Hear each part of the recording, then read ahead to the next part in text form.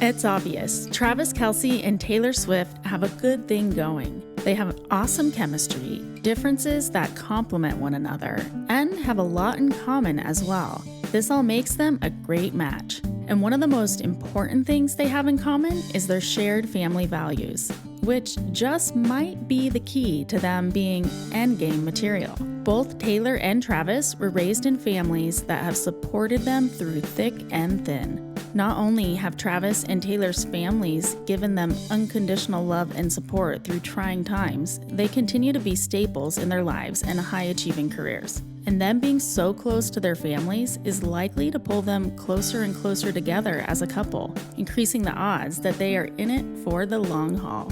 Let's take a closer look at the key players in the Swift and Kelce families and what they mean to Taylor and Travis. To start with, Travis and Taylor each have a brother they are extremely close with. Travis's brother, Jason Kelce, is also an NFL star who plays center for the Philadelphia Eagles. Jason's 2 years older than me, so I always wanted the excitement of sharing the field with my brother.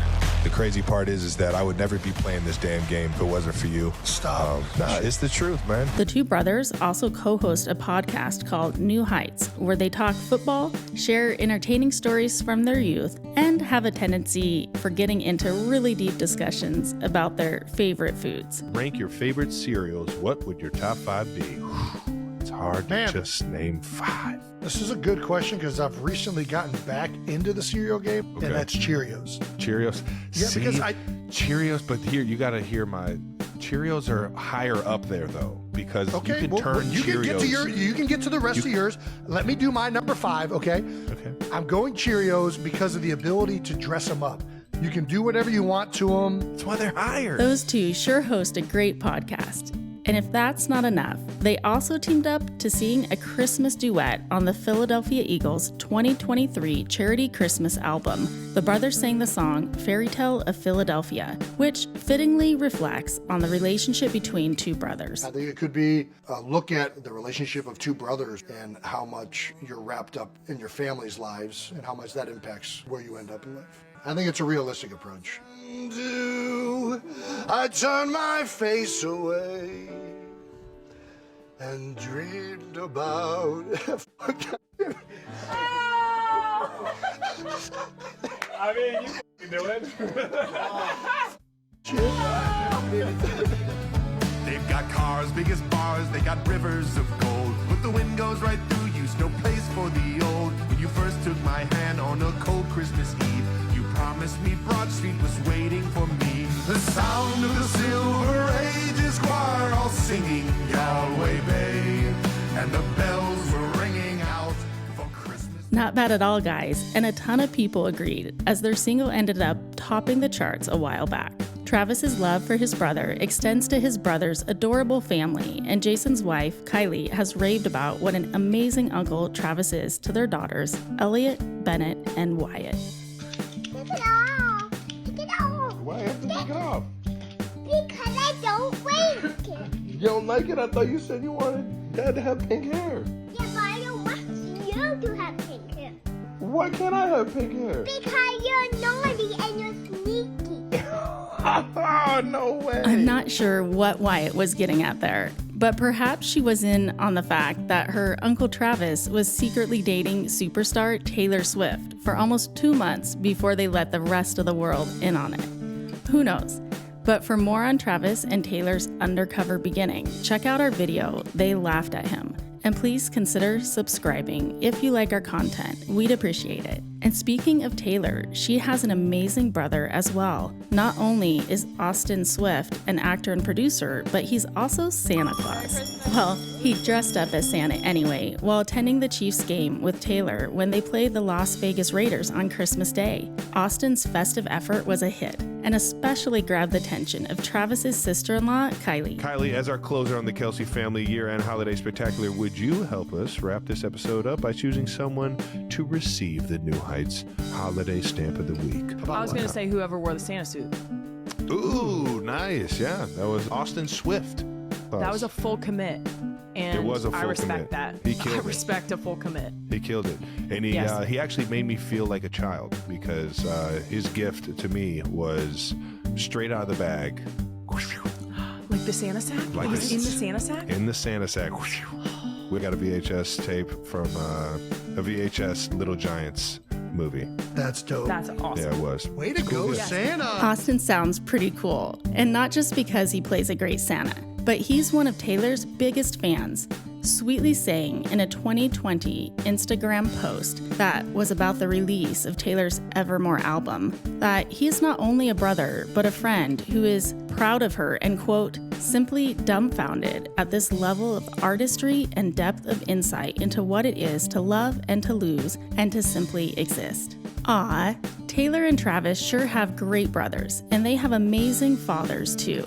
Travis's dad, Ed Kelce, is quite the character. Ed's definitely got a humorous side, but no doubt he's with the program when it comes to his sons. He spent his career working in steel industry sales, and when Travis and Jason were kids, he would take a seasonal job at a candy store when the steel mill was slow. He did this to make extra money to pay for his sons' Christmas gifts, and when Travis once asked him why he did that, Ed said, "I had 2 kids that I was crazy about." While Ed keeps a pretty low profile, he can sometimes be spotted at NFL football games cheering on his sons. He's even been spotted a couple times with Taylor, who he developed a fondness for after discovering what a genuinely kind and grounded person she is, despite her enormous fame, saying that she didn't get the diva memo after hanging out with her at a Kansas City Chiefs game where she helped clean up the garbage in the VIP box they were watching the game from. Ed has also shared that after Taylor and Travis started dating, he started listening to her music and watching interviews she had done years ago, which confirmed his initial impression of Taylor, which was that she is a very, very sweet, very charming, down-to-earth young woman. And Taylor's dad, Scott Swift, well, he's also fond of Travis. The two seemingly bonded when they spent time together cheering Taylor on in November during one of her Eras concerts in Argentina. The two really seem to have hit it off. Scott was even wearing a Chiefs lanyard, even though he is apparently a lifelong Philadelphia Eagles fan. You even had your Chiefs lanyard on. Got them over here to the good side, baby. Scott, you know what I'm saying? What are we doing, Scott? Just one by one, getting all the good ones. Come on over. You're gonna man. let this man's devilishly good looks and relationship with your daughter sway you from a lifetime of fandom, Scott? It looks like Travis's strategy to turn Scott into a Chiefs fan is working, because he showed up with Taylor to watch Travis and the Chiefs play against the New England Patriots in December, and he was wearing a pretty snazzy vintage Chiefs sweater. While Scott may very well be a Chiefs fan now, his show of support for Travis and the Chiefs is also a show of support for the daughter who he has championed all her life, doing all he can to support her while also shielding her from the downfalls of fame. In one moment, Scott's handing out pizzas to a long line of Swifties waiting to hear Taylor sing on Good Morning America. And in another, he's expressing to his daughter how terrified he is when she tells him she plans to share a social media post detailing her political stance. In that discussion, which was shown during Taylor's Netflix documentary, Miss Americana, Scott says to Taylor, "I've read the entire statement, and right now I'm terrified. I'm the guy that went out and bought armored cars." It must be difficult at times to be a parent of an international superstar like Taylor, but Scott and Taylor's mom, Andrea, have done an amazing job. Like Scott, Andrea is one of Taylor's biggest fans, and she and Taylor are extremely close. Taylor has said her mom's her guiding force. When Andrea was diagnosed with cancer in 2015, Taylor shared a heartfelt message about it with her fans, saying her mom wanted them to know why she wasn't going to be able to be at as many concerts. When Andrea's cancer returned in 2019, Taylor published a reflective personal essay in Elle magazine where she expressed how the experience had shifted her perspective on life, saying, "It taught me that there are real problems and then there's everything else. My mom's cancer is a real problem. I used to be so anxious about daily ups and downs. I give all my worry, stress, and prayers to real problems now." Like Ed Kelce, Andrea tends to keep a lower profile, although her support for Taylor and Travis was on full display when she, along with Austin, Scott, and Ed, showed up on Christmas Day to watch the Chiefs play the Raiders. And while Travis's mom, Donna Kelce, has also been seen on several occasions cheering Travis on alongside Taylor, she didn't attend the Chiefs' Christmas game because she was attending Jason's Christmas game. Having 2 sons play in the NFL can present a challenge when it comes to being able to show your support at every game, but Donna navigates it like a champ.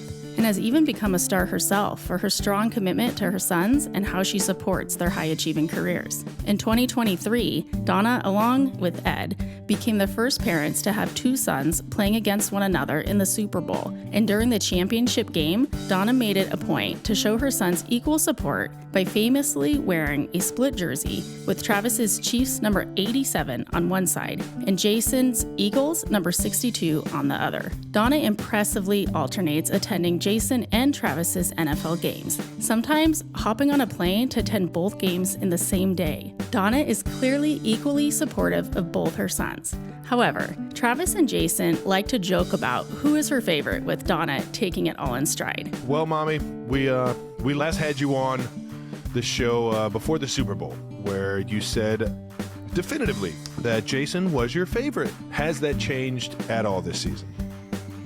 Not yet. Wow, Taylor and Travis are lucky to have such fun-loving and supportive families. I might be jumping a little ahead, but here's to hoping they start one of their own someday. But what do you think of the Swifts and Kelces and how Taylor and Travis's families have impacted their lives and influenced their relationships and game potential? Let me know in the comments, and please consider subscribing if you enjoy our content. Thanks for watching.